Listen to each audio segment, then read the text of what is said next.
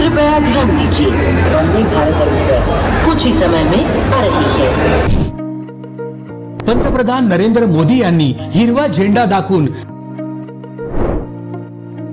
3 Vande Bharat express train महाराष्ट्राला भेट दिल्या आहेत। सध्या छत्रपती शिवाजी महाराज टर्मिनस येथून शिर्डी, सोलापूर, मडगाव, जालना, नागपूर, बिलासपूर, इंदूर, गांधीनगर, अहमदाबाद अशा एकूण 8 वंदे भारत एक्सप्रेस ट्रेन धावतात।